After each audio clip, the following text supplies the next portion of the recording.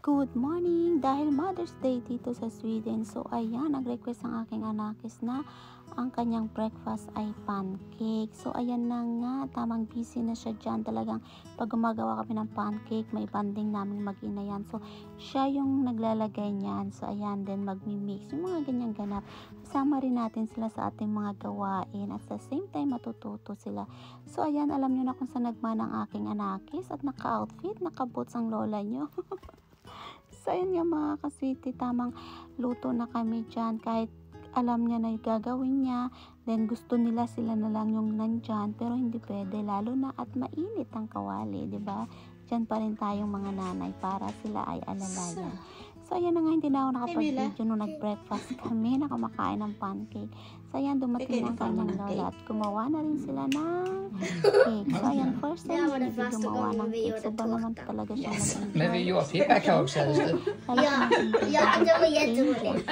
Sa toppings dyan. So ayan, then nung time na to, nagluto din ako. So hindi na rin ako nakapag-video ng aming lunch kasi busy na, di ba? Banding na rin namin. So ayan, at least kahit pa paano may memories tayo na ayan si V. Dahil first time niya gumawa ng cake, syempre hindi pwedeng walang video. So ayan, sobra siya nag-i-enjoy dahil sa mga candies. Ayan, enjoy for watching!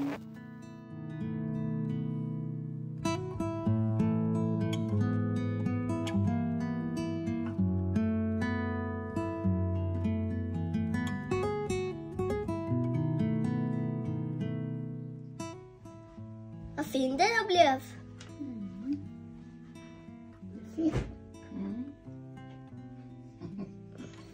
Den skulle stå med oss då, men den var för lös. Chokladsåsen.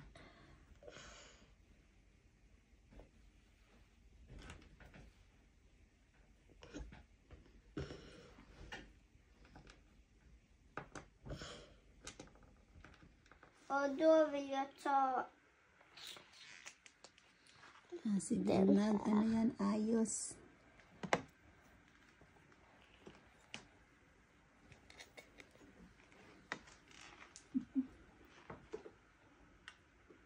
Hi, V. Här. Mamma. För länge, det har varit här. Hej, Bjula. En druva. Du behöver pengar. May paganito si V sa may pinto. So, ayan, pag ano ko ng pinto ito. Oh, yan sweet naman ni V. I love you too, nak. May paganyan siya. I love you. It's för Laila. May pa-L siya. Akin, pakita natin. Oh, L daw, my heart, Laila. Oh, diba? May pa-flower siya. Ang ganda naman. Oh, napaka-creative mo naman na. Fresh flower yan from the garden. Kumuha pa siya. Mama, ikaw na, nak. favorite color also purple. May pa-balloons. I love you too, nak. Meron pa yan? Get one more here. Oh, meron pa I pala. forgot. Okay. To put us Thank you so much, nak. Ang sweet naman. So, Mother's Day dito sa amin sa Sweden. So, may paganyan si V. Thank you. Here I come. O, ayan. Bigay pa ni Vito. O, diba? Maraming paano si V sa akin ngayon. I should go and travel. Tulungan mo ako mag-open na. Sige lang. Kasi ako na si mama na para surprise. Yung simpleng regalo para sa ating anak na nag-effort sila. Grabe, ang sarap sa pakiramdam bilang nanay. Diba mga mamshi? So yun lang, share ko lang. Thank you for watching. Bye!